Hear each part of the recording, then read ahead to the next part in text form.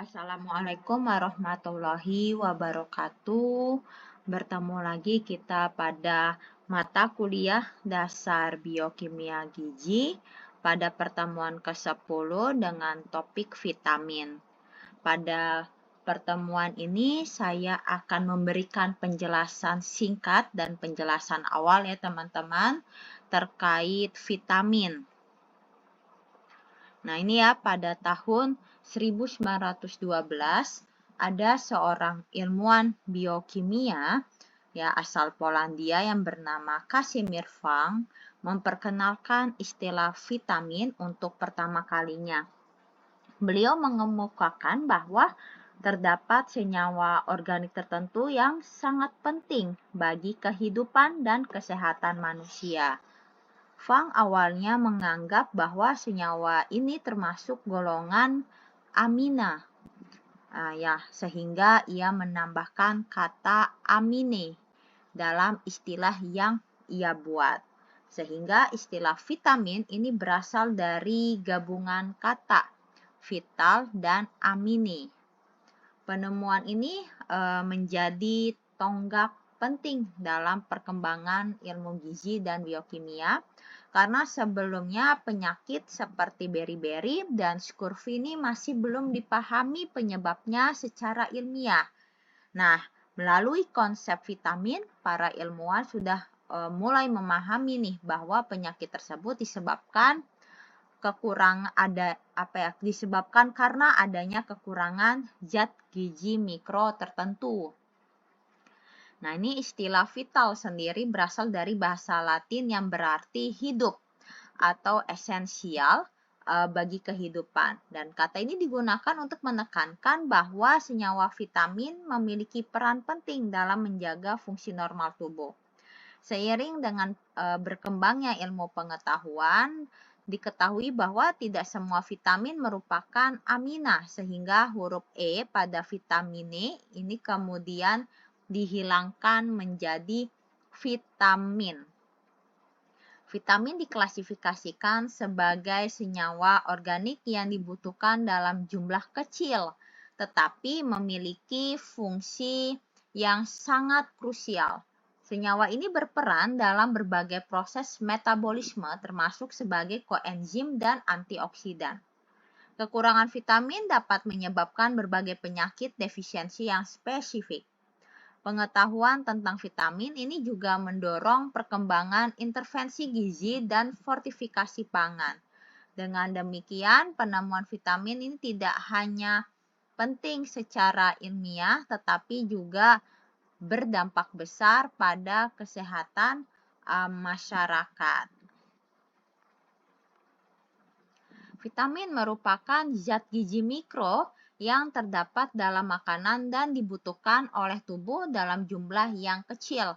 Namun, vitamin ini memiliki peran yang sangat penting dalam berbagai proses fisiologis. Vitamin tidak berfungsi sebagai sumber energi, tetapi dia berperan sebagai pengatur metabolisme dalam tubuh. Banyak vitamin bekerja sebagai koenzim atau bagian dari enzim yang membantu reaksi biokimia berlangsung dengan efisien. Jadi si koenzim ini adalah bagian dari enzim yang membantu reaksi biokimia agar berlangsung dengan efisien.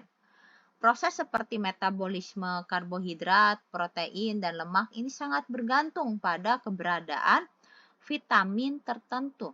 Selain itu, vitamin juga berperan dalam pembentukan sel, jaringan, dan organ tubuh. Karena kekurangan vitamin ini dapat mengganggu fungsi normal tubuh dan menyebabkan berbagai penyakit defisiensi. Contohnya, kalau kekurangan vitamin C ya dapat menyebabkan scurvy. Kalau kekurangan vitamin D ini dapat menyebabkan gangguan tulang sehingga keberadaan vitamin sangat penting untuk menjaga kesetimbangan fungsi tubuh. Vitamin juga memiliki peran penting dalam pertumbuhan dan perkembangan serta pemeliharaan kesehatan.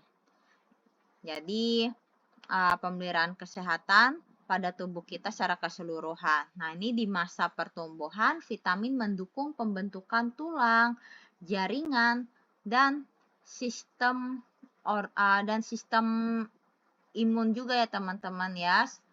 Jadi pada masa pertumbuhan, vitamin mendukung pembentukan tulang, jaringan, dan sistem imun serta sistem organ yang optimal. Nah, selain itu, vitamin juga berperan untuk menjaga tubuh kita agar tubuh kita memiliki bala tentara, yaitu sistem imun yang nantinya dapat melawan infeksi, baik itu nantinya dari bakteri, virus, maupun dari faktor lainnya. Beberapa vitamin seperti vitamin A, C, dan E ini juga berfungsi sebagai antioksidan yang melindungi sel dari kerusakan akibat radikal bebas. Vitamin juga berkontribusi dalam kesehatan kulit, mata, dan sistem saraf. Kekurangan vitamin ini dapat menyebabkan gangguan spesifik seperti rabun senja, anemia, atau gangguan saraf. Namun sebaliknya, kalau kita kelebihan vitamin tertentu juga dapat menimbulkan efek toksik, terutama pada vitamin yang dia larut lemak. Sehingga keseimbangan asupan vitamin ini menjadi hal yang sangat penting untuk menjaga kesehatan tubuh secara optimal. Vitamin umumnya tidak dapat disintesis oleh tubuh ya dalam jumlah yang cukup sehingga harus diperoleh dari makanan sehari-hari. Sumber vitamin sangat beragam, mulai dari buah-buahan, sayuran, biji-bijian, hingga produk hewani. Vitamin diklasifikasikan menjadi dua kelompok utama, yaitu vitamin larut air dan vitamin yang larut lemak. Vitamin larut air seperti vitamin B kompleks dan vitamin C tidak disimpan dalam tubuh dalam jumlah besar dan harus dikonsumsi secara rutin. Sementara itu vitamin larut lemak seperti vitamin A, D, E, dan K ini dapat disimpan dalam hati dan jaringan lemak. Proses penyerapan vitamin larut lemak ini memerlukan keberadaan lemak dalam makanan. Pola makan yang tidak seimbang dapat menyebabkan kekurangan maupun kelebihan vitamin, sehingga konsumsi makanan bergizi seimbang sangat penting ya untuk memenuhi kebutuhan vitamin tubuh.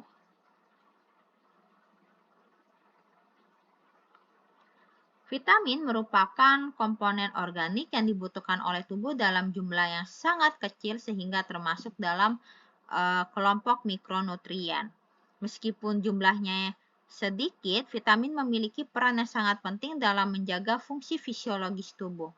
Vitamin tidak berfungsi sebagai sumber energi, tetapi berperan sebagai pengatur di berbagai proses metabolisme. Ya, vitamin ini tidak berfungsi sebagai sumber energi tetapi berperan sebagai pengatur di berbagai proses metabolisme. Dalam banyak reaksi biokimia, vitamin bekerja sebagai kofaktor atau bagian dari koenzim yang membantu kerja enzim. Tanpa keberadaan vitamin, ya, jadi kalau nggak ada nih si vitamin ini, maka reaksi metabolisme yang tidak dapat berlangsung secara optimal dan hal ini menunjukkan bahwa vitamin memiliki peran esensial dalam mempertahankan keseimbangan tubuh. Selain itu, vitamin juga berkontribusi dalam proses pertumbuhan dan perkembangan sel serta jaringan sehingga keberadaan vitamin sangat penting untuk menunjang kehidupan yang sehat. Vitamin berperan dalam berbagai fungsi tubuh seperti pertumbuhan, pertahanan tubuh, dan metabolisme. Dalam sistem imun, vitamin membantu meningkatkan kemampuan tubuh dalam melawan infeksi. Beberapa vitamin ini juga berfungsi sebagai antioksidan yang melindungi sel dari kerusakan akibat radikal bebas. Selain itu, vitamin mendukung proses metabolisme energi melalui perannya sebagai koenzim dalam jalur biokimia. Kekurangan vitamin dapat menyebabkan gangguan fungsi tubuh yang disebut dengan hipovitaminosis. Kondisi ini dapat menimbulkan berbagai penyakit spesifik tergantung dari jenis vitamin yang defisiensi. Sebaliknya, kelebihan vitamin terutama yang larut lemak, ini dapat menyebabkan hipervitaminosis, sehingga keseimbangan asupan vitamin ini penting untuk menjaga kesehatan tubuh kita. Tubuh manusia ya umumnya tidak mampu mensintesis vitamin dalam jumlah yang cukup untuk memenuhi kebutuhan harian. Oleh karena itu, vitamin harus diperoleh dari makanan atau suplemen yang dikonsumsi sehari-hari. Sumber vitamin sangat beragam ya, mulai dari sayuran, buah-buahan, hingga produk hewani. Pola makan yang tidak seimbang ini dapat menyebabkan kekurangan maupun kelebihan vitamin. Penyerapan vitamin dalam tubuh juga dipengaruhi oleh kondisi saluran pencernaan dan keberadaan zat lain seperti lemak. Vitamin larut lemak membutuhkan lemak untuk dapat diserap secara optimal, sehingga kualitas dan komposisi diet sangat menentukan status vitamin dalam tubuh. Jadi kalau kita asupannya ini tepat, maka fungsi metabolisme dan kesehatan tubuh dapat terjaga secara optimal.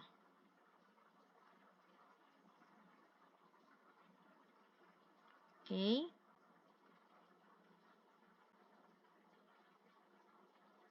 Tadi ini ya contohnya untuk misalnya kelebihan vitamin A ya, dapat menyebabkan gangguan hati dan sistem saraf. Kalau kelebihan vitamin D ini dapat menyebabkan hiperkalsemia yang berdampak pada ginjal dan tulang.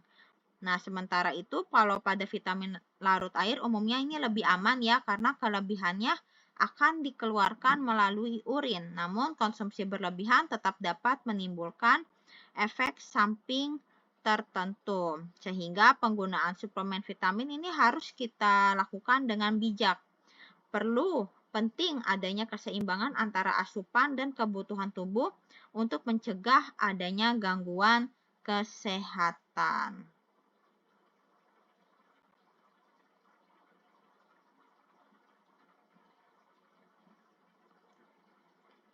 Oke, selanjutnya vitamin merupakan senyawa organik ya yang berbeda dari karbohidrat, lemak, dan protein, baik dari segi struktur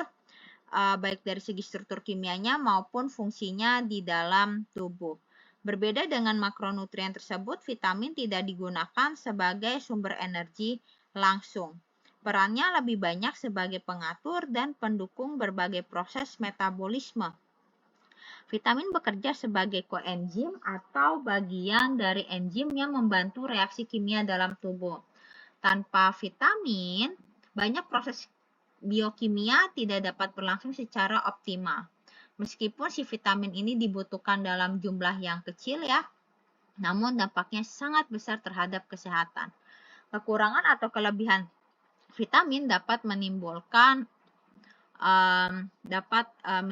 gangguan fisiologis, sehingga kita perlu adanya keseimbangan asupan vitamin ya dalam pola makan sehari-hari. Vitamin juga merupakan komponen alami dalam makanan yang dibutuhkan tubuh dalam jumlah kecil namun esensial. Sumber vitamin dapat berasal dari berbagai bahan pangan seperti sayur, buah, daging, dan produk susu. Setiap jenis vitamin ini memiliki fungsi spesifik. Misalnya vitamin A untuk kesehatan mata dan vitamin C untuk sistem imun. Karena dibutuhkan dalam jumlah kecil, maka vitamin ini termasuk dalam kelompok mikronutrien. Dan meskipun kecil jumlahnya, kebutuhan vitamin harus tetap terpenuhi secara konsisten. Karena jika terjadi kekurangan asupan vitamin dalam jangka waktu yang lama, maka dapat menyebabkan defisiensi. Sebaliknya, kalau berlebihan juga bisa berdampak negatif bagi tubuh.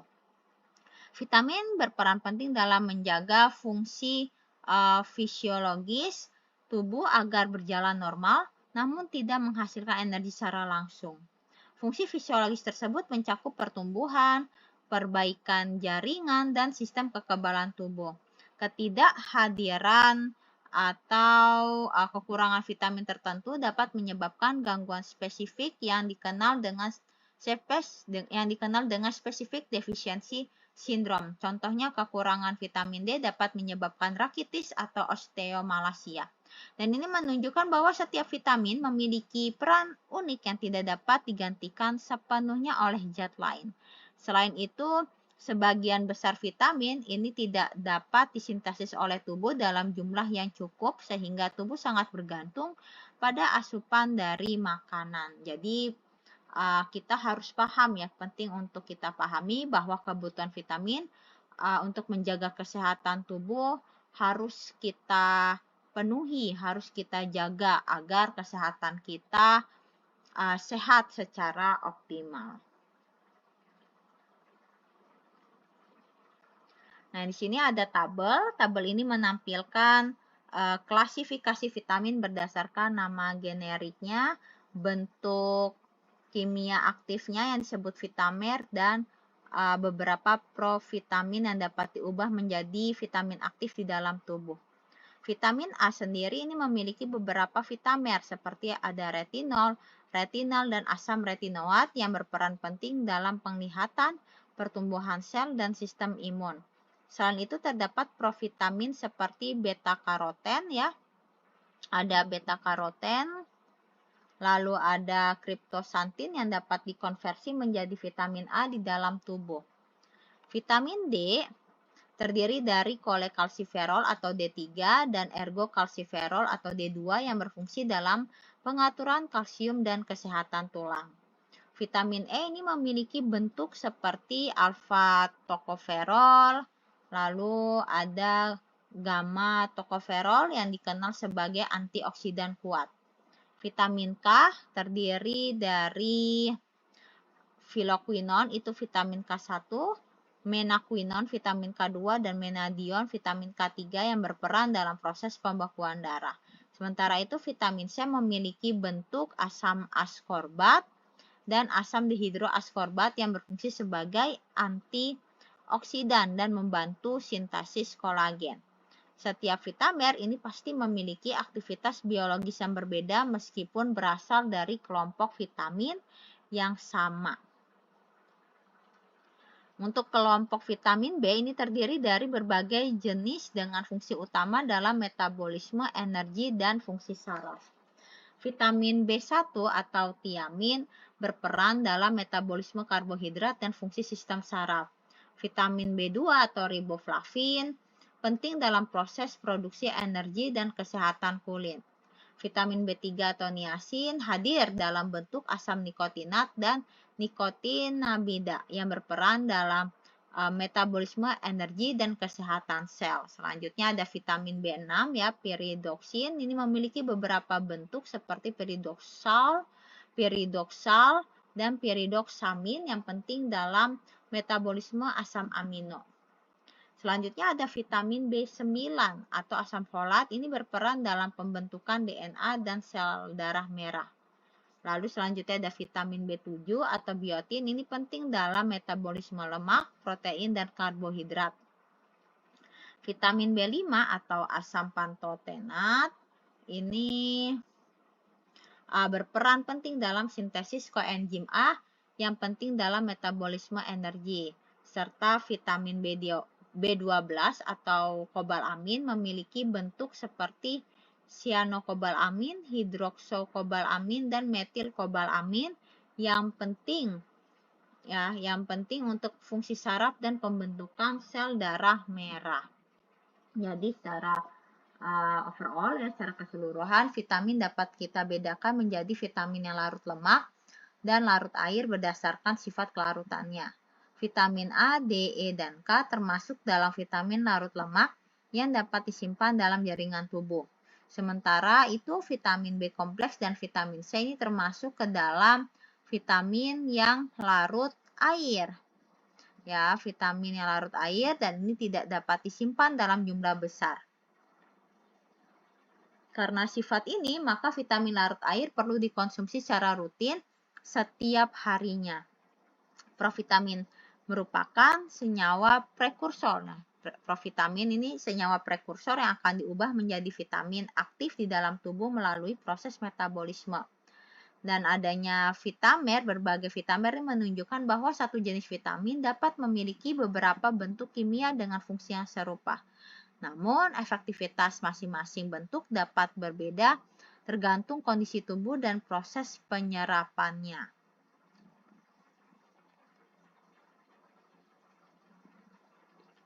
Baik ya, vitamin dalam makanan ini dapat diperoleh dari berbagai kelompok pangan utama seperti biji-bijian, sayur-sayuran, buah-buahan, minyak, susu, dan daging, serta kacang-kacangan. Kelompok biji-bijian atau grains umumnya kaya akan vitamin B kompleks seperti tiamin, riboflavin, niacin, asam pantotenat, vitamin B6, dan folat. Vitamin ini berperan penting dalam metabolisme energi dan fungsi sistem saraf. Sayuran juga merupakan sumber yang sangat baik untuk riboflavin. Ya, selanjutnya pada sayuran. Ya, untuk sayuran sendiri ini sangat baik ya, karena dia mengandung riboflavin, niacin, vitamin B6, folat, vitamin C, vitamin A, vitamin E, dan vitamin K. Kandungan vitamin pada sayuran ini membantu menjaga sistem kekebalan tubuh, kesehatan kulit, serta proses pembekuan darah. Buah-buahan terutama yang kaya akan folat, ya, selanjutnya buah-buahan ini kaya akan folat, vitamin C, dan vitamin A yang berfungsi sebagai antioksidan dan mendukung kesehatan mata. Jadi, keanekaragaman sumber ini menunjukkan bahwa tidak ada satu jenis makanan yang dapat memenuhi semua kebutuhan vitamin. Jadi, konsumsi makanan yang bervariasi sangatlah dianjurkan. Kelompok minyak atau oils di dalam slide ini terutama untuk menyediakan vitamin E yang berperan sebagai antioksidan untuk melindungi sel dari kerusakan akibat radikal bebas. Produk susu mengandung riboflavin, vitamin A, vitamin D, dan vitamin B12 yang penting untuk kesehatan tulang dan fungsi saraf. Vitamin D dalam susu ini juga membantu penyerapan kalsium sehingga sangat penting untuk pertumbuhan dan pemeliharaan tulang.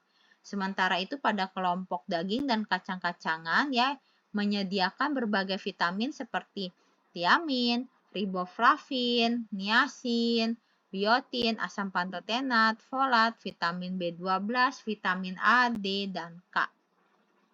Di mana pada kelompok ini sangat penting untuk pembentukan sel darah merah dan fungsi otot. Vitamin B12 yang banyak terdapat pada produk hewani berperan dalam kesehatan sistem saraf. Jadi vitamin B12 banyak terdapat pada produk hewani dan berperan dalam kesehatan sistem saraf.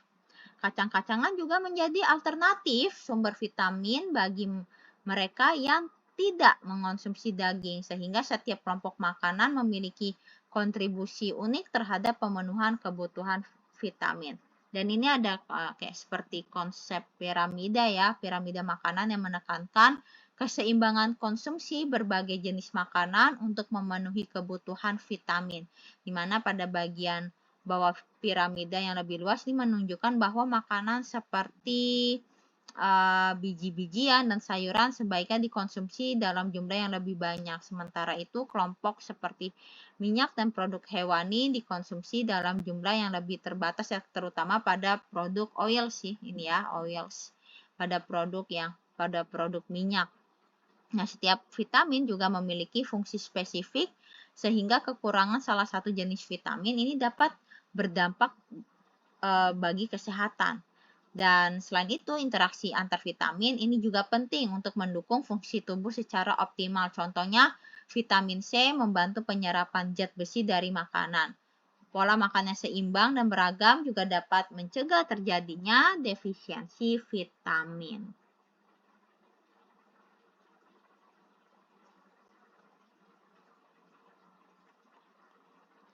Baik, selanjutnya terkait pemeliharaan kesehatan ya. Memelihara kesehatan tubuh ini melibatkan berbagai fungsi penting vitamin, terutama dalam metabolisme energi.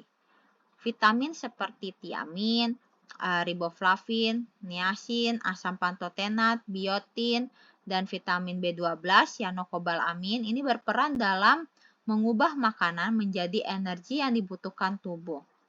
Tiamin ini membantu proses pemecahan karbohidrat menjadi energi yang siap digunakan. Riboflavin berperan dalam reaksi oksidasi dan reduksi yang penting dalam respirasi sel. Niacin ini mendukung pembentukan koenzim NAD dan NADP yang terlibat dalam produksi energi. Asam pantotenat ini menjadi bagian dari koenzim A yang penting dalam metabolisme lemak dan karbohidrat. Biotin, dia membantu metabolisme asam lemak dan asam amino agar dapat dimanfaatkan tubuh. Serta vitamin B12 juga mendukung produksi energi sekaligus menjaga fungsi sistem saraf agar tetap optimal. Untuk kesehatan tulang, ya ada vitamin A, D, K, dan C yang memiliki peranan penting yang saling melengkapi. Vitamin D ini berfungsi meningkatkan penyerapan kalsium dan fosfor sehingga tulang menjadi kuat dan padat. Vitamin K berperan dalam proses pembentukan protein yang dibutuhkan untuk mineralisasi tulang. Vitamin A membantu pertumbuhan dan perbaikan jaringan tulang. Serta vitamin C ini sangat penting dalam pembentukan kolagen yang menjadi struktur dasar tulang. Selain itu pembentukan darah juga dipengaruhi ya, pembentukan darah ini dipengaruhi oleh keberadaan vitamin B6, vitamin B12, asam folat, dan vitamin K. Vitamin B6 membantu pembentukan hemoglobin yang membawa oksigen dalam darah. Asam folat dan vitamin B12 berperan dalam pembentukan sel darah merah yang sehat serta mencegah anemia. Dan pada tingkat yang lebih kompleks yaitu ekspresi gen, vitamin juga berperan ya dalam ekspresi gen serta metabolisme protein dan asam amino. Vitamin A dan D ini berfungsi sebagai pengatur ekspresi gen yang mempengaruhi pertumbuhan dan perkembangan sel. Sementara pada vitamin B6 ini membantu tubuh mengolah asam amino menjadi protein yang dibutuhkan untuk berbagai fungsi tubuh. Vitamin B12 dan asam folat berperan penting dalam sintesis DNA dan RNA sebagai materi genetik. Vitamin C mendukung pembentukan protein struktural dan meningkatkan sistem kekebalan tubuh ya. Vitamin C ini untuk sintesis kolagen ya. Kolin berperan dalam pembentukan membran sel serta mendukung fungsi otak dan saraf. Selain itu ada juga beberapa vitamin ya seperti vitamin A, C, vitamin A, vitamin C, karotenoid, dan riboflavin. Dan tapi ini secara tidak langsung ini berfungsi sebagai antioksidan. Antioksidan sendiri ini melindungi sel dari kerusakan akibat radikal bebas yang dapat menyebabkan penyakit kronis. Dan peran ini sangat penting ya untuk menjaga kesehatan tubuh secara keseluruhan dalam jangka panjang.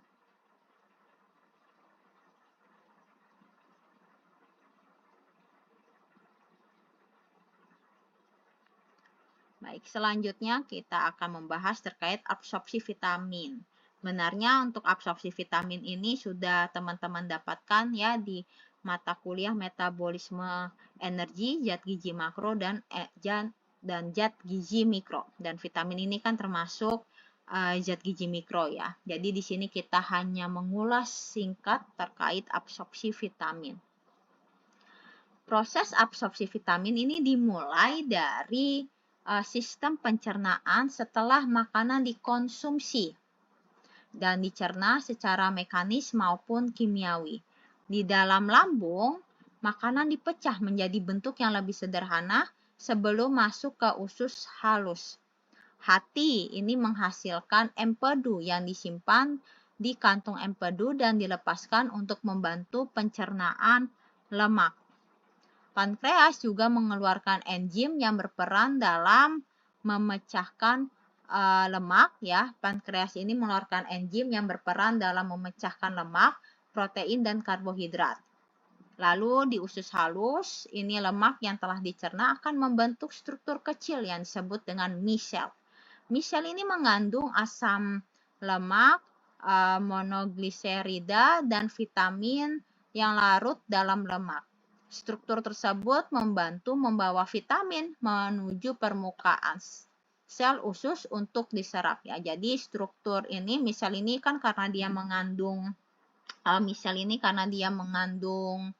asam lemak, monogliserida, dan vitamin yang larut dalam lemak. Nah, struktur tersebut membantu membawa vitamin menuju ke permukaan sel usus untuk diserap. Proses ini sangat penting karena vitamin tidak dapat langsung diserap tanpa bantuan mekanisme pencernaan yang tepat. Vitamin yang larut lemak ya seperti vitamin A, D, E, dan K memiliki mekanisme penyerapan yang bergantung pada keberadaan lemak dan empedu. Setelah berada di dalam misel, vitamin ini masuk ke dalam sel mukosa usus melalui difusi. Nah, di dalam sel, vitamin tersebut dikemas bersama lemak menjadi partikel yang kita sebut sebagai kilomikron. Kilomikron ini kemudian dilepaskan ke dalam sistem limfatik sebelum akhirnya masuk ke dalam aliran darah. Karena melalui sistem limfa, maka penyerapan vitamin ini berlangsung lebih lambat dibandingkan dengan vitamin yang larut air. Vitamin larut lemak ini juga dapat disimpan dalam jaringan tubuh ya, seperti hati dan jaringan adiposa. Penyimpanan ini memungkinkan tubuh memiliki cadangan vitamin untuk jangka waktu tertentu. Namun, kelebihan vitamin larut lemak ini dapat menyebabkan toksisitas karena akumulasi dalam tubuh. Nah, ini sebaliknya ya pada vitamin larut air seperti vitamin B kompleks dan vitamin C ini diserap dengan mekanisme yang lebih sederhana. Vitamin ini akan langsung masuk ya ke dalam sel usus melalui transport aktif atau difusi tanpa memerlukan bantuan lemak. Setelah diserap, vitamin larut air langsung masuk ke dalam aliran darah. Ini vitamin larut air dia langsung ke aliran darah. Berbeda ya sama vitamin larut lemak, dia dikemas dalam kilomikron, lalu dia masuk ke sistem limfatik, baru dia bisa masuk ke aliran darah. Namun vitamin larut air dia dapat langsung masuk ke aliran darah. Nah, ini proses ini membuat distribusi vitamin menjadi lebih cepat ke seluruh tubuh. Namun vitamin larut air tidak disimpan dalam jumlah besar sehingga kelebihannya akan dikeluarkan melalui urin. Oleh karena itu, asupan vitamin ini perlu dilakukan secara rutin ya, setiap hari. Permukaan usus halus ini juga memiliki struktur seperti sikat atau brush border ya, ini. Nah, ini untuk meningkatkan luas penyerapan. Sel-sel mukosa pada bagian ini juga berperan penting dalam mengatur masuknya zat gizi ke dalam tubuh. Jadi keseluruhan pada proses ini menunjukkan bahwa jenis vitamin menentukan cara tubuh menyerap, mengangkut, dan menyimpannya.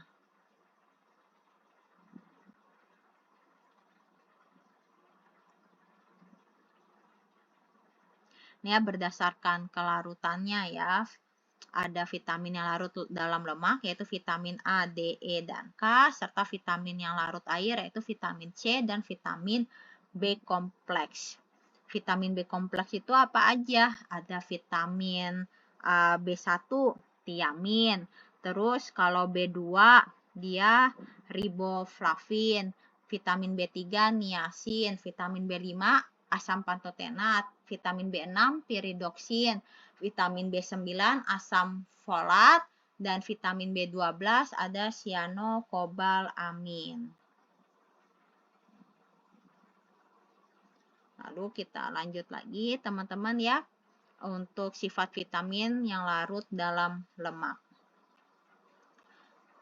Vitamin yang larut dalam lemak ini memiliki karakteristik khusus yang membedakannya dari vitamin yang larut air. Vitamin ini tidak terdapat secara merata di semua jaringan tubuh karena sifatnya yang cenderung terakumulasi pada jaringan tertentu ya, seperti hati dan jaringan lemak.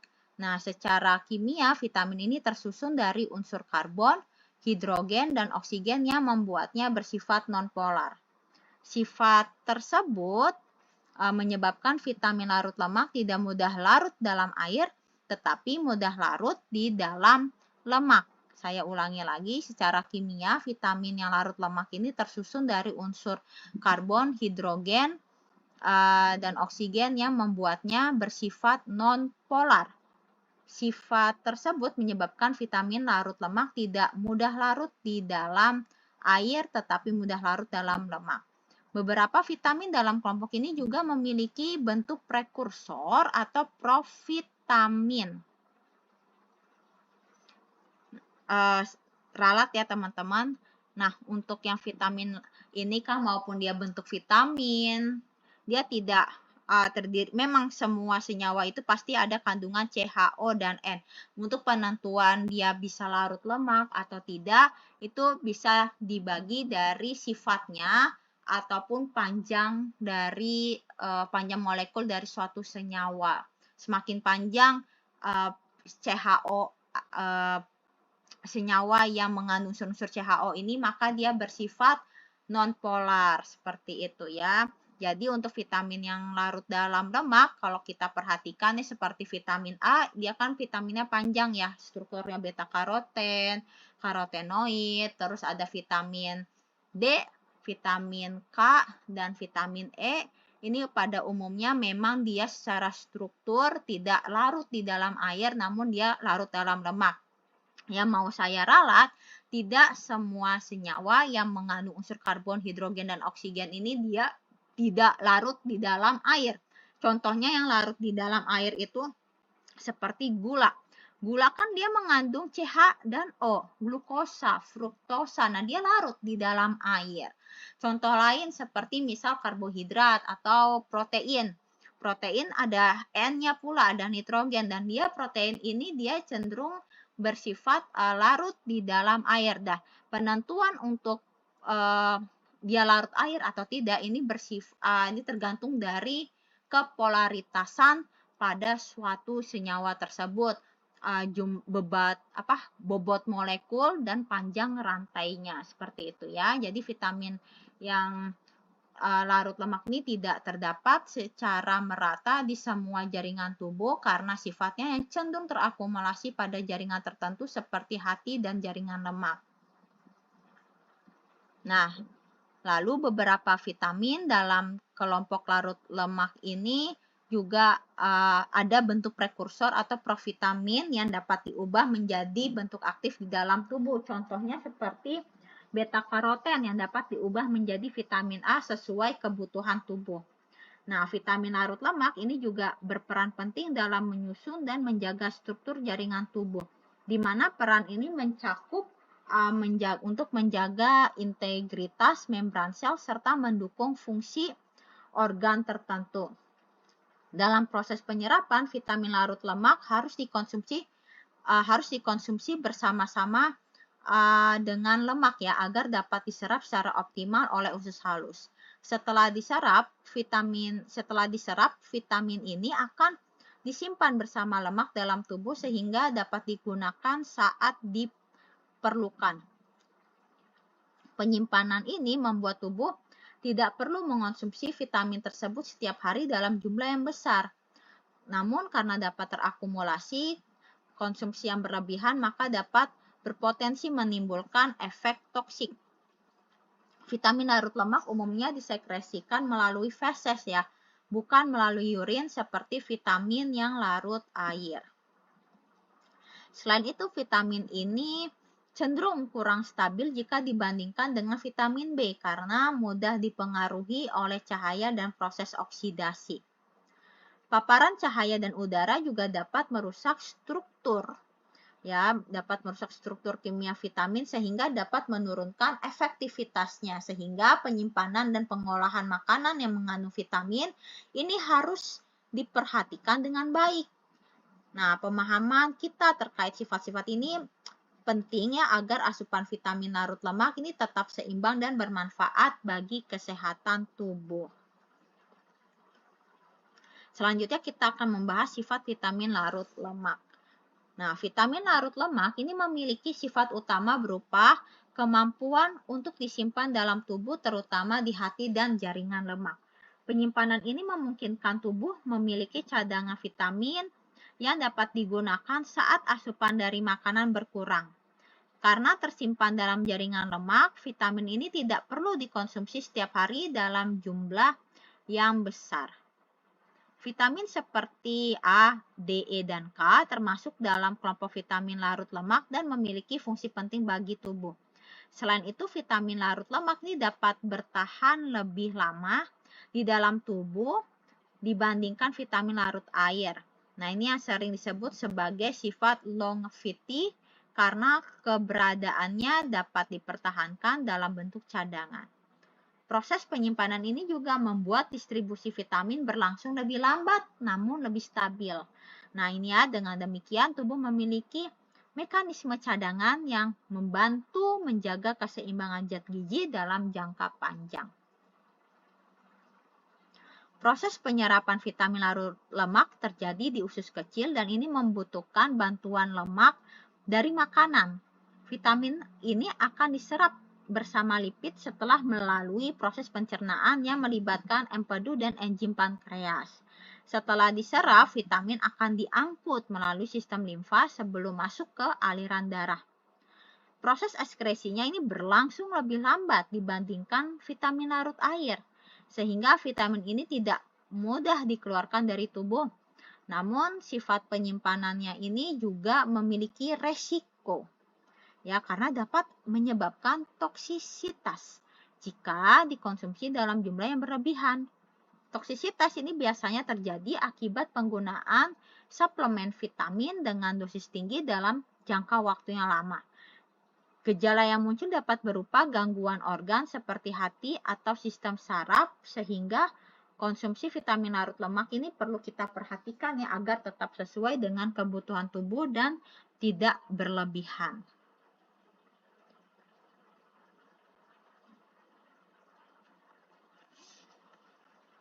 Vitamin A ini merupakan salah satu vitamin yang larut lemak ya, yang memiliki beberapa bentuk aktif seperti retinol, retinal, dan asam retinoat. Selain bentuk aktif tersebut, terdapat juga provitamin seperti beta-karoten dan kriptosantin yang dapat diubah menjadi vitamin A di dalam tubuh. Vitamin ini berperan penting dalam menjaga kesehatan mata, terutama dalam membantu penglihatan pada kondisi cahaya rendah. Selain itu, vitamin A juga mendukung sistem kekebalan tubuh agar dapat melawan infeksi dengan lebih efektif dan optimal. Kekurangan vitamin A ini dapat menyebabkan gangguan ya seperti rabun senja hingga kerusakan kornea yang serius. Sumber vitamin A dapat ditemukan pada makanan seperti hati, wortel, dan sayuran hijau. Karena bersifat larut dalam lemak, maka penyerapannya ini memerlukan keberadaan lemak dalam makanan. Konsumsi vitamin A juga perlu diperhatikan karena kelebihannya dapat menyebabkan efek toksik di dalam tubuh. Vitamin D ini terdiri dari dua bentuk utama yaitu kolekalsiferol, ini D3, dan ergokalsiferol atau D2. Vitamin ini memiliki fungsi utama dalam mengatur keseimbangan kalsium dan fosfor yang penting bagi kesehatan tulang. Tubuh manusia ini dapat memproduksi vitamin D secara alami melalui paparan sinar matahari pada kulit. Kekurangan vitamin D dapat menyebabkan penyakit seperti rakitis pada anak-anak dan osteomalasia pada orang dewasa. Selain itu, vitamin D juga berperan dalam meningkatkan fungsi sistem kekebalan tubuh. Sumber vitamin D ini dapat kita peroleh dari ikan, telur, dan produk susu yang difortifikasi. Vitamin D ini bekerja mirip hormon karena mempengaruhi berbagai proses dalam tubuh. Namun kelebihan vitamin D ini dapat menyebabkan penumpukan kalsium yang berbahaya. Vitamin E dan vitamin K ini juga termasuk dalam kelompok vitamin larut lemak yang memiliki peran penting bagi tubuh. Vitamin E terdiri dari bentuk seperti alfa-tokoferol dan gamma-tokoferol yang dikenal sebagai antioksidan yang kuat. Fungsi utamanya adalah melindungi sel-sel tubuh dari kerusakan akibat radikal bebas. Vitamin ini juga membantu kita ya menjaga kesehatan kulit, mata, dan sistem saraf. Sumber vitamin E ini banyak ditemukan pada kacang-kacangan, biji-bijian, dan minyak nabati. Sementara pada vitamin K, ini ya terdiri dari filoquinon K1, menaquinon vitamin K2, dan menadion vitamin K3. Ini vitamin K3 ini sintetik dan ditemukan dari beberapa kasus toksik sehingga tidak dikonsumsi lagi ya vitamin K3 ini. Nah, ini vitamin K berperan dalam proses pembentukan darah. Vitamin K juga penting ya untuk menjaga kesehatan tulang dan mencegah pendarahan yang berlebihan. Kekurangan vitamin K dapat menyebabkan gangguan pembekuan darah yang serius.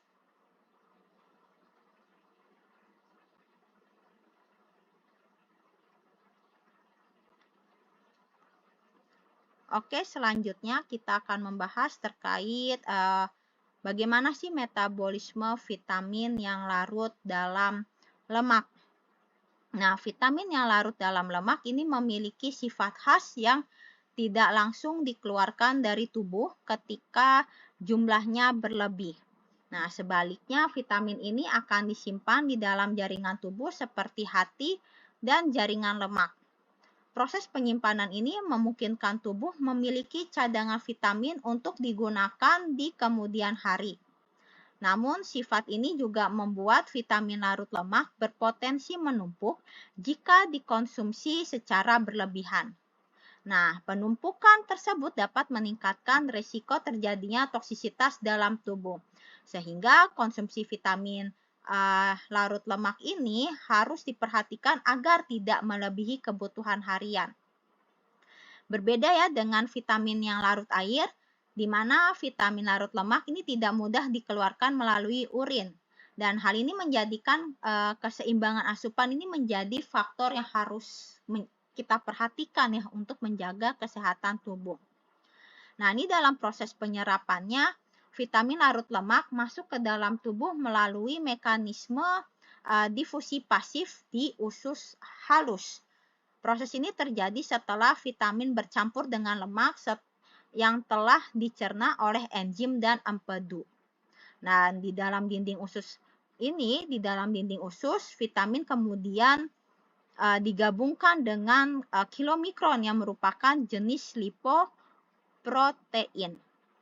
Kilomikron ini berfungsi sebagai alat transportasi untuk membawa vitamin melalui sistem limfatik ya. Setelah melewati sistem limfa, vitamin akan masuk ke dalam aliran darah. Nah, ini selanjutnya vitamin ini akan didistribusikan ke berbagai jaringan tubuh sesuai kebutuhan. Sebagian besar vitamin ini nantinya akan diarahkan ke hati sebagai tempat penyimpanan utama. Dan proses ini menunjukkan bahwa penyerapan vitamin larut lemak ini melibatkan mekanisme yang cukup kompleks. Nah, setelah berada di dalam tubuh, vitamin larut lemak akan digunakan untuk berbagai fungsi penting seperti menjaga kesehatan jaringan, mendukung sistem kekebalan, dan membantu regulasi metabolisme. Hati juga berperan ya sebagai pusat pengaturan distribusi vitamin ke seluruh tubuh. Jika tubuh membutuhkan, vitamin yang tersimpan akan dilepaskan kembali ke dalam aliran darah. Namun, jika cadangan terlalu banyak, tubuh tidak memiliki mekanisme cepat untuk membuang kelebihan tersebut. Nah, ini akibatnya ya, kelebihan vitamin dapat mengganggu fungsi organ tertentu, terutama di hati.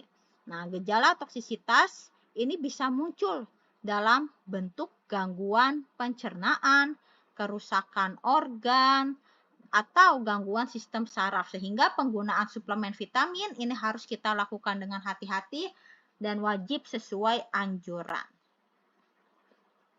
Baik teman-teman, kita akan membahas terkait vitamin larut air.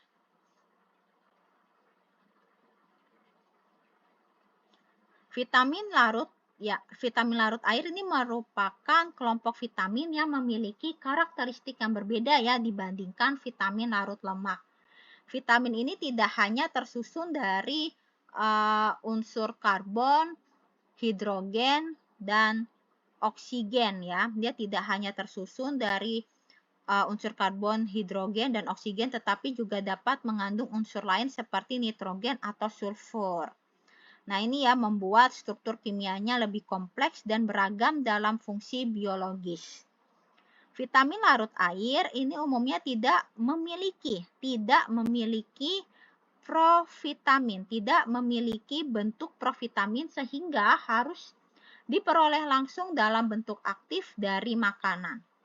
Nah, ini vitamin ini tersebar di seluruh jaringan tubuh karena mudah larut dalam cairan tubuh. Dan vitamin larut air ini keberadaannya sangat penting dalam berbagai proses metabolisme sel. Selain itu, vitamin larut air juga cenderung tidak disimpan dalam jumlah besar dalam tubuh, sehingga asupan vitamin ini perlu kita lakukan secara rutin setiap hari. Vitamin larut dalam air ini berperan ya sebagai prekursor atau bagian dari enzim yang mendukung reaksi metabolisme. Contohnya, banyak vitamin dari kelompok ini berfungsi sebagai koenzim dalam proses produksi energi. Penyerapan vitamin ini terjadi melalui proses difusi biasa di usus halus. Dan karena sifatnya mudah larut, vitamin ini langsung masuk ke aliran darah tanpa memerlukan bantuan lemak. Nah, namun ya karena tidak disimpan secara khusus, maka kelebihan vitamin ini tidak akan bertahan lama di dalam tubuh. Tubuh akan mengeluarkannya melalui sistem ekskresi, terutama melalui urin. Dan ini membuat resiko toksisitas relatif lebih rendah dibandingkan vitamin larut lemak. Dan meskipun demikian, kekurangan tetap dapat terjadi jika asupan tidak mencukupi. Vitamin larut air ini memiliki stabilitas yang relatif baik dalam kondisi yang normal. Namun, vitamin ini dapat mengalami kerusakan jika terpapar suhu tinggi secara berlebihan. Nah, ini ya kalau misalnya proses pengolahan atau proses memasak yang terlalu lama ini dapat menyebabkan hilangnya sebagian kandungan vitamin ini dalam makanan. Selain itu, karena larut dalam air, vitamin ini juga dapat hilang saat makanan direbus dan airnya dibuang ya. Selain itu, karena larut dalam air, vitamin ini juga dapat hilang saat makanan itu direbus dan airnya dibuang. Sehingga metode pengolahan makanan sangat mempengaruhi kandungan vitamin yang tersisa. Ya, metode pengolahan makanan akan sangat mempengaruhi kandungan vitamin yang tersisa. Contohnya ya, contoh vitamin yang termasuk dalam kelompok ini adalah vitamin B kompleks dan vitamin C, di mana kedua jenis vitamin tersebut memiliki peran penting dalam menjaga kesehatan tubuh secara keseluruhan.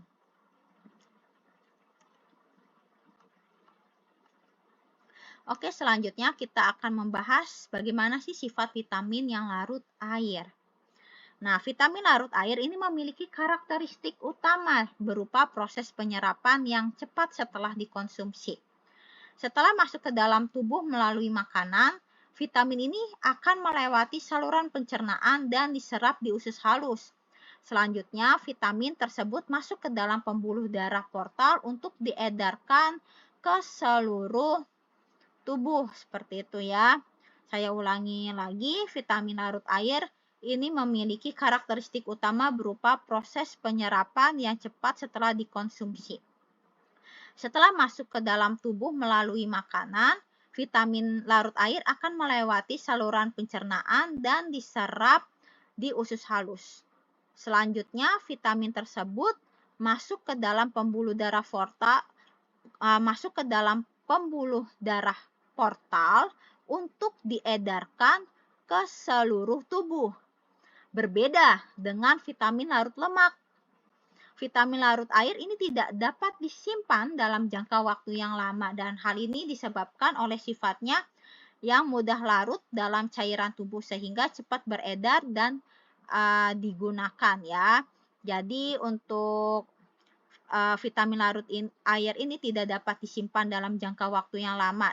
dan hal ini disebabkan oleh sifatnya yang mudah larut dalam cairan tubuh sehingga cepat beredar dan digunakan. Pengecualiannya ada, yaitu vitamin B12 yang dapat disimpan dalam hati dalam jumlah tertentu.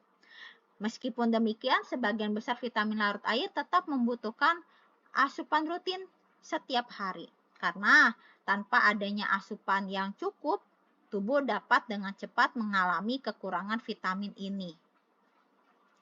Lalu selanjutnya penyimpanan vitamin larut air dalam tubuh terjadi secara terbatas dan biasanya berkaitan ya dengan ikatan pada enzim atau protein transport. Vitamin ini sering berfungsi sebagai bagian dari koenzim yang membantu berbagai reaksi metabolisme sehingga keberadaannya sering terikat dalam sistem enzimatik yang aktif di dalam sel. Nah, ikatan ini membantu menjaga stabilitas vitamin meskipun tidak disimpan dalam jaringan khusus seperti lemak. Nah, selain itu, vitamin larut air juga berperan penting dalam proses produksi energi dan metabolisme zat gizi lainnya. Nah, karena keterlibatannya dalam berbagai reaksi biokimia, kebutuhan tubuh terhadap vitamin ini menjadi cukup tinggi ya. Kekurangan vitamin larut air dapat mengganggu fungsi enzim dan menyebabkan berbagai masalah kesehatan. Sehingga ini penting ya untuk kita menjaga asupan vitamin larut air secara konsisten melalui pola makan sehari-hari.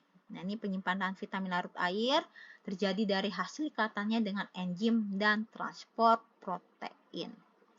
Nah, vitamin larut air dikeluarkan dari tubuh melalui urin ketika kadarnya melebihi kebutuhan. Proses ekskresi ini terjadi setelah kadar vitamin dalam plasma darah melampaui ambang batas yang dapat ditoleransi oleh ginjal. Nah, ini mekanisme ini berfungsi ya untuk mencegah terjadinya penumpukan vitamin yang berlebihan dalam tubuh, sehingga risiko terjadinya toksisitas pada vitamin larut air ini relatif lebih rendah dibandingkan vitamin larut lemak. Nah, meskipun begitu ya teman-teman, konsumsi dalam jumlah yang sangat tinggi ini tetap dapat menimbulkan efek samping tertentu.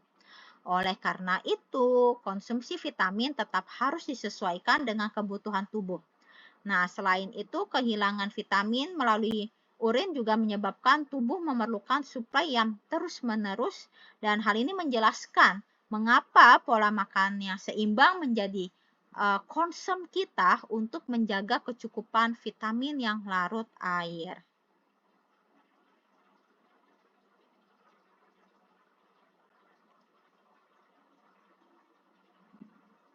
Oke, selanjutnya ini kita menjelaskan terkait vitamin B. Kita mempelajari vitamin D dan vitamin C.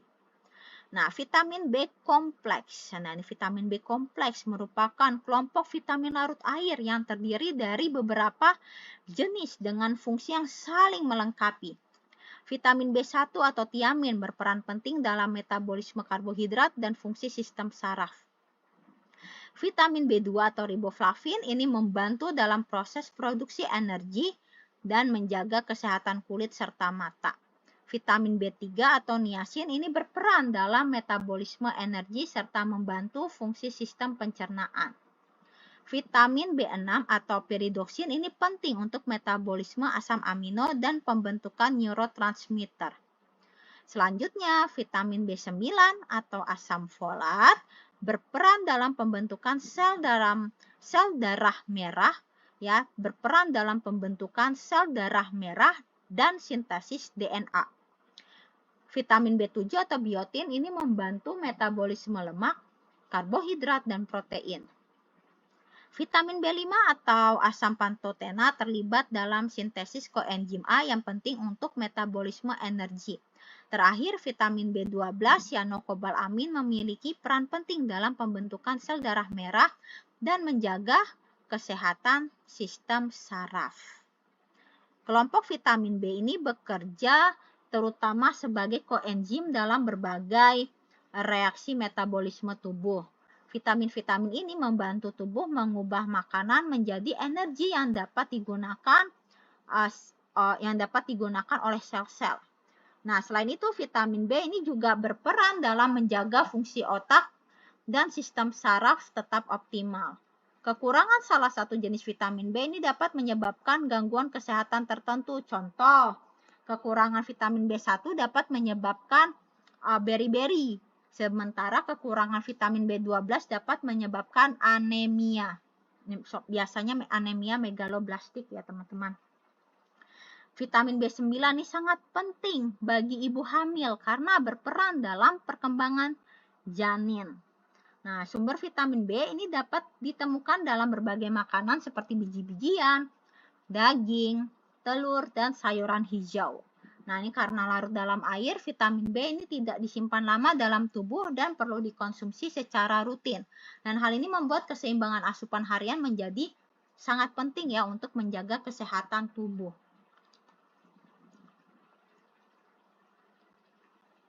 Selanjutnya vitamin C. Ini ada asam askorbat dan asam dehidroaskorbat. Nah, ini merupakan vitamin larut air yang memiliki fungsi utama sebagai antioksidan. Vitamin ini juga memiliki bentuk lain, yaitu selain asam askorbat ya, juga ada bentuk lain yaitu asam dehidroaskorbat yang nantinya dapat diubah kembali menjadi bentuk aktif dalam tubuh. Vitamin C ini berperan penting dalam meningkatkan sistem kekebalan tubuh dan membantu melawan infeksi. Selain itu, vitamin ini juga diperlukan dalam sintesis kolagen yang penting untuk kesehatan kulit, pembuluh darah, dan jaringan ikat. Kekurangan vitamin C dapat menyebabkan penyakit skorbut yang ditandai dengan gusi berdarah dan luka yang sulit sembuh. Vitamin C membantu penyerapan zat besi dari makanan, terutama zat besi non-heme. Ya, sumber vitamin C banyak kita dapatkan pada buah-buahan seperti jeruk, stroberi. Kalau sayuran itu seperti brokoli. Ya, karena sifatnya larut dalam air, vitamin C mudah hilang selama proses memasak atau penyimpanan yang tidak tepat. Baik, selanjutnya kita akan membahas terkait metabolisme vitamin yang larut dalam air. Nah, vitamin larut dalam air merupakan kelompok vitamin yang meliputi vitamin B kompleks dan vitamin C yang memiliki sifat mudah larut dalam cairan tubuh. Vitamin ini tidak disimpan dalam jumlah yang besar ya, karena tubuh tidak memiliki mekanisme penyimpanan khusus seperti pada vitamin yang larut lemak. Akibatnya, kelebihan vitamin akan segera dikeluarkan melalui urin. Hal ini membuat kebutuhan vitamin larut air harus dipenuhi secara rutin setiap hari. Setelah dikonsumsi, vitamin ini akan masuk ke dalam saluran pencernaan dan diserap terutama di usus halus. Penyerapannya ini terjadi secara cepat ya melalui difusi atau transport aktif dan tergantung jenis vitaminnya. Setelah itu vitamin langsung masuk ke dalam aliran darah portal. Sifat ini memungkinkan vitamin untuk segera digunakan oleh tubuh dalam berbagai proses metabolisme. Setelah berada dalam aliran darah, vitamin larut air kemudian akan didistribusikan ke seluruh jaringan tubuh sesuai kebutuhan.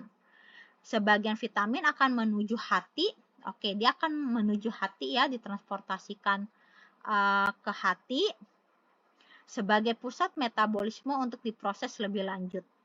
Di dalam tubuh, vitamin B kompleks berfungsi sebagai koenzim yang membantu reaksi biokimia seperti metabolisme karbohidrat, protein, dan lemak. Sementara itu, vitamin C berperan sebagai antioksidan yang melindungi sel dari kerusakan akibat radikal bebas. Nah, vitamin C ini juga penting ya dalam pembentukan kolagen yang mendukung kesehatan kulit dan jaringan ikat. Karena tidak disimpan dalam jumlah yang besar, vitamin ini hanya berada dalam tubuh dalam waktu yang relatif singkat dan ini menyebabkan tubuh harus mendapatkan pasokan vitamin secara terus-menerus dari makanan. Nah, ini ya, jika asupan tidak mencukupi, maka fungsi metabolisme tubuh dapat terganggu. Ketika kadar vitamin larut air dalam darah melebihi kebutuhan tubuh, maka ginjal akan menyaring kelebihan tersebut dan mengeluarkannya melalui urin. Nah, ini proses ini ya bertujuan untuk menjaga agar tidak terjadi penumpukan vitamin yang berlebihan dalam tubuh sehingga risiko toksisitas vitamin larut air relatif lebih rendah dibandingkan vitamin larut lemak. Namun, konsumsi dalam dosis yang sangat tinggi ini tetap dapat menimbulkan efek samping tertentu. Nah, ini ya selain karena mudah larut dalam air, vitamin ini juga rentan ya. Vitamin larut air juga rentan hilang selama proses memasak. Perebusan yang terlalu lama ini dapat menyebabkan vitamin yang larut ke dalam air dan terbuang. Perebusan kalau kita rebusnya terlalu lama ini vitaminnya ini akan larut pada air dan akhirnya kita buang. Nah, sehingga metode pengolahan makanan yang tepat sangat penting untuk mempertahankan kandungan vitamin. Oke, ini slide yang terakhir ya terkait fungsi vitamin. Vitamin memiliki peran utama ya dalam membantu proses metabolisme tubuh agar berjalan dengan optimal. Vitamin bekerja sebagai koenzim yang mendukung berbagai reaksi kimia dalam tubuh seperti pemecahan karbohidrat, protein, dan lemak menjadi energi. Tanpa vitamin yang cukup, maka proses metabolisme dapat terganggu dan menyebabkan penurunan fungsi organ. Vitamin ini juga berperan dalam menjaga kebugaran tubuh secara keseluruhan. Dengan asupan vitamin yang cukup, tubuh dapat mempertahankan stamina dan daya tahan terhadap aktivitas sehari-hari. Vitamin juga membantu keseimbangan sistem tubuh agar tetap berfungsi secara normal. Peran ini sangat penting ya, terutama bagi individu yang memiliki aktivitas fisik tinggi sehingga konsumsi vitamin yang cukup sangat diperlukan untuk mendukung kesehatan dan kebugaran tubuh. Nah, ini ya selain mendukung metabolisme dan kebugaran, ternyata vitamin juga berperan nih dalam menghambat proses penuaan. Kandungan antioksidan dalam beberapa vitamin ya seperti vitamin C dan E ini membantu melawan radikal bebas yang dapat merusak sel. Kerusakan sel akibat radikal bebas merupakan salah satu faktor utama yang mempercepat proses penuaan. Jadi dengan adanya vitamin, proses kerusakan ini dapat diperlambat sehingga kesehatan sel tetap terjaga. Dan terakhir nih, vitamin juga membantu untuk mempercepat proses penyembuhan penyakit. Vitamin ini mendukung sistem kekebalan tubuh dalam melawan infeksi dan memperbaiki jaringan yang rusak. Proses regenerasi sel juga menjadi lebih cepat ya dengan adanya vitamin yang cukup. Dan ini membuat tubuh lebih cepat pulih dari luka atau penyakit tertentu. Baik ya teman-teman, berikut ya penjelasan dari saya terkait vitamin, di mana sudah dijelaskan definisi vitamin, vitamin larut air, dan vitamin larut lemak, beserta fungsi dan bagaimana metabolismenya secara singkat. Cukup sekian dari saya. Apabila ada pertanyaan, teman-teman dapat langsung bertanya melalui email saya di fatma.syahbanu@vkes.unsika.ac.id. Mohon maaf apabila ada salah kata. Wassalamualaikum warahmatullahi wabarakatuh.